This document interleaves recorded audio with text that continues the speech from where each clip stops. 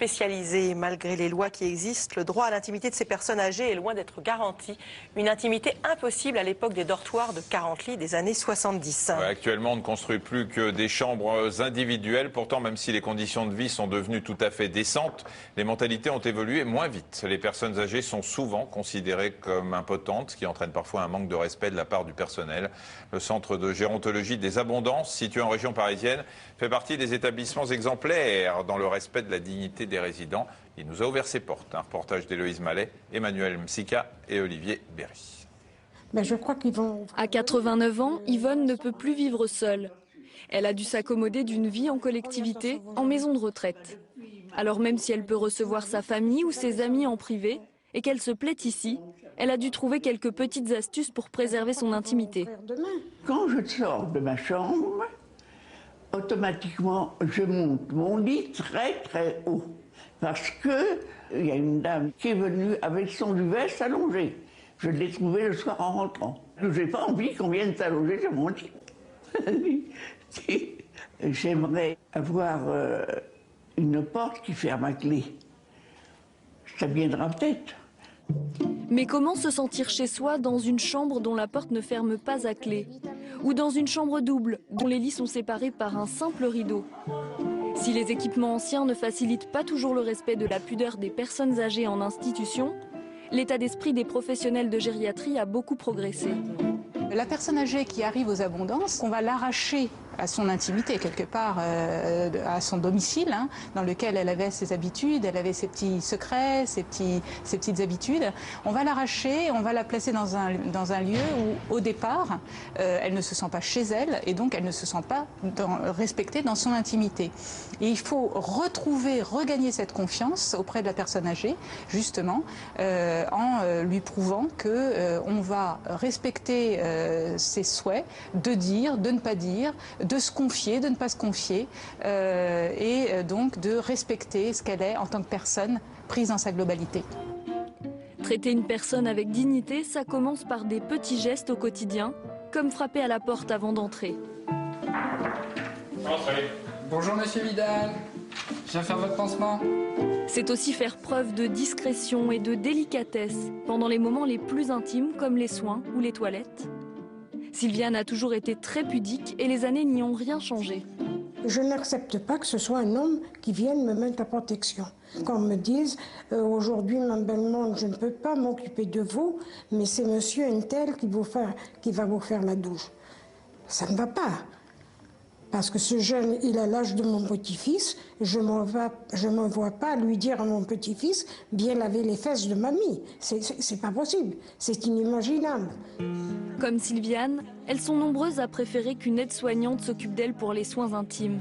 Une demande qui est toujours prise en considération ici. Hormis les toilettes, la question de l'intimité se pose aussi sous l'angle du droit à la sexualité des personnes âgées. Le docteur Achia veille au respect de ces pratiques naturelles, tout en maintenant certaines règles. Dans notre institution, parfois, on voit des gens qui peuvent se masturber, par exemple, et qui oublient de fermer la porte. Et donc, ça pose des difficultés aux équipes qui peuvent être choquées. Il faut aller voir la personne pour lui expliquer qu'il y a certains gestes qui sont de l'ordre de son intimité, qui ne nous regarde pas, mais qu'à ce moment-là, il n'oublie pas de fermer la porte, par exemple.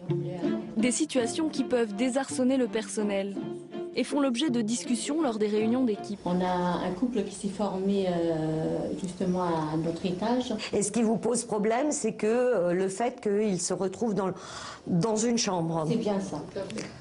D'accord. Vous trouvez ça choquant? Disons, moi, personnellement, on pense que c'est naturel de faire naître des sentiments.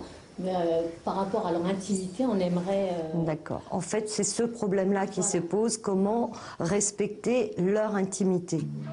Si les rapprochements entre résidents sont acceptés dans cet établissement, le plus souvent, entre ce que prévoit le cadre réglementaire et la pratique, de gros progrès restent à faire. Le chemin qui a été fait depuis 2 ou 3 décennies de reconnaissance des droits de la personne accueillie, de son droit notamment à des relations affectives. Si je donne le droit à des relations affectives, jusqu'où vont ces relations affectives? Si j'ai le droit d'avoir une relation affective qui ne dépasse pas le petit bisou sur la joue, c'est bien gentil, mais ça, c'est pas très sérieux.